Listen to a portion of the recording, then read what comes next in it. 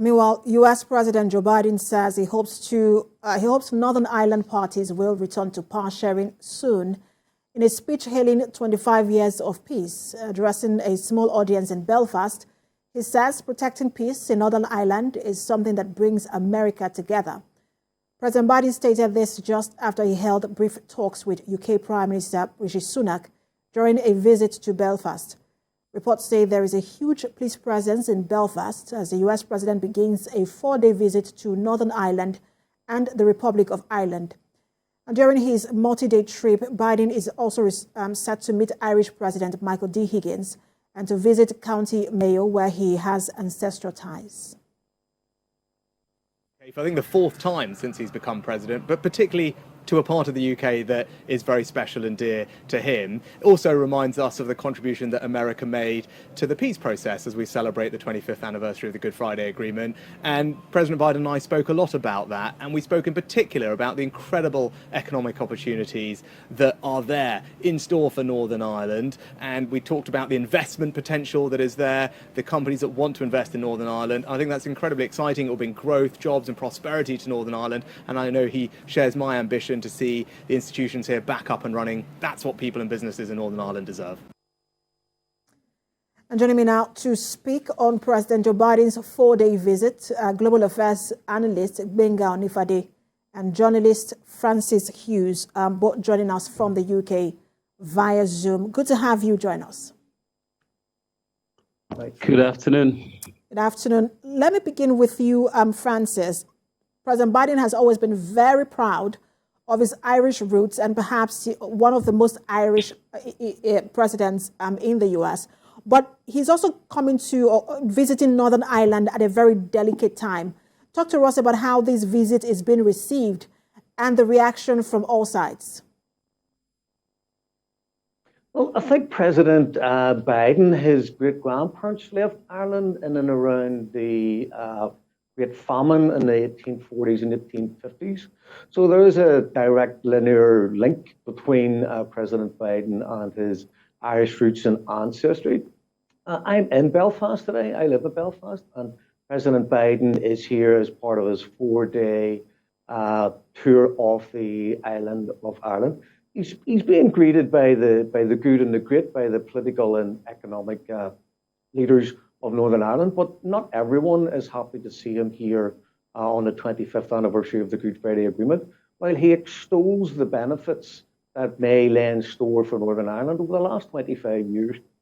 The only thing we have seen from the peace process is actually a form of peace, a cessation of violence. There's been no economic turnaround in the north of Ireland. There's been no huge economic growth. There have been no real jobs created outside of the tourist industry, because tourism is now of a huge benefit to the country. But right at this moment on the Belfast Hills, there are protests about President Biden's visit and about Ireland's neutrality and NATO.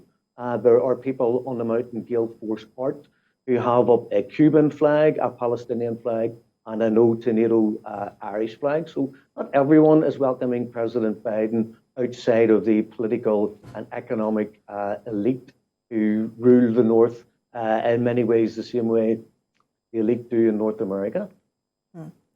Benga, let me bring you into the conversation. I want to take just a part of the statement President Biden made earlier. And he said, let's celebrate 25 extraordinary years by recommitting to renewal, repair, by making this exceptional peace a birthright for every child in Northern Ireland for all the days to come. And I'm focusing on the word recommitting to renewal and repair, almost as though he senses that there is a trouble with this particular agreement. And many have said that, look, what exists in Northern Ireland is nothing but fragile peace. And I want to get your thought on that. Yeah, of course. I mean, as someone who has actually have lived in the Republic of Ireland before, and I've actually experienced both sides, it's the peace, even though it has actually been 25 years, but I will say it's somewhat fragile. It's muted in a way because even though there's been 25 years peace agreement, but it was ratified by an overwhelming 78%.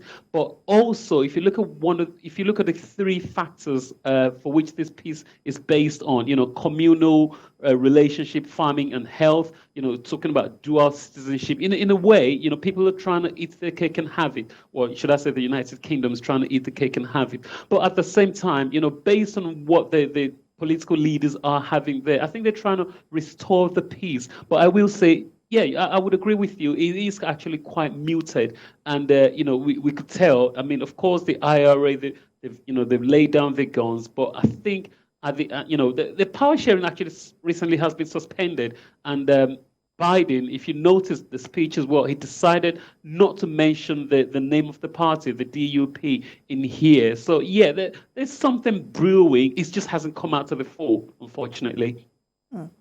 And Francis, I just want to begin from where Benga left off. He talks about the power sharing agreement, which has now collapsed in Northern Ireland. That power sharing collapsed last year. Are there hopes that probably the visit of President Biden could help reinvigorate that particular power sharing agreement? I would say no. President Biden is here for the 25th anniversary of the Good Friday Agreement. There are over 30 million Americans claim to be of Irish descent, so that is approximately 1 in 10 of the electorate in America. I'd say this is much electioneering on behalf of Joe Biden into 2024 as it is anything to do with the Good Friday Agreement and potential reunification on the island of Ireland. We've mentioned the DUP, the Democratic Unionist Party. We had 30 years of violence here because Ireland was partitioned by the British in 1921. We had a partial colonisation of the north of Ireland in the 17th century. So I live in Belfast. I've spent my whole life here. I've grown up here. I'm part of the nationalist Irish community that wants to see reunification upon the island of Ireland. And the DUP represent the unionist British tradition in the north of Ireland, the settler colonial colonisation project. So what we have are two diametrically opposed groups, one that wants reunited Ireland and one that wants to remain united with the United Kingdom. And therefore the DUP refuses to go into the government because they fear that the Sinn Féin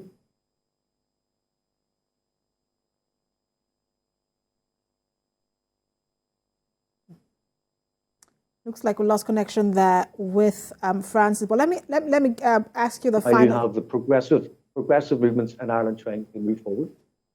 All right, thank you, Francis. We lost connection with you there for just a minute, but you concluded your thoughts. But let me ask you, Benga, how problematic could Brexit be for this agreement? Because that's a major concern for a lot of people. I mean, right before. Okay, so I've got to say this. I really do appreciate where you're coming from. The previous speaker. I mean, I did part of my education in the Republic of Ireland, and I have actually, I'm going to echo, Francis' sentiments, in some of the toilets. Ireland has got 32 counties, and you could see in some of the toilets, I went to private school there, and you could see 6 plus 26, equals 1. I never really understood what that meant until eventually I realized, 6 counties are devolved to the United Kingdom, while 26 are, the Republic of Ireland. So a part really want to be in the Republic of Ireland, while some of them feel like, together makes one and it makes better. But at the same time, what the United Kingdom is trying to do, again, they're trying to satisfy both sides. Okay, so with the Brexit, how about we devolve, the power, that we no borders, we try to satisfy, you guys can have dual citizenship. I think it is a big deal. And I think in terms of the way the election went, the Brexit vote, how it went at some point as well, regardless of how the results came out, I think the United Kingdom Prime Minister or the cabinet, they are trying to satisfy Ireland in a way as sort of to say, okay, we want to keep this side of you guys, but at the same time, you can be part of the Republic of Ireland, as a part of, should I say, citizenship or from your ancestry plan. It's a really bit difficult, and I think it's quite a sensitive issue to get involved with. But how it's ever going to settle, I really would not say I do know, unfortunately. But it's just something I have to, I just have to wish them well. I wish peace in the region. And I think as far as politicians are concerned, it's more about sustaining peace. That's what they're looking out for. And I definitely agree with the sentiments again as well. The electioneering of the president, trying to score some points, sympathy votes, garner that, because we've got a huge Irish presence in the United States of America. That's actually a really big pointer there as well. But President Biden would get be a win-win right now. President Biden would be in Republic of Ireland in the next 3 days. We'll see the impact that this visit will have on both Ireland and Northern Ireland. Thank you so much for talking to us, Global Affairs analyst Benga Nifade and journalist Francis Hughes. Thanks for having me. Hello.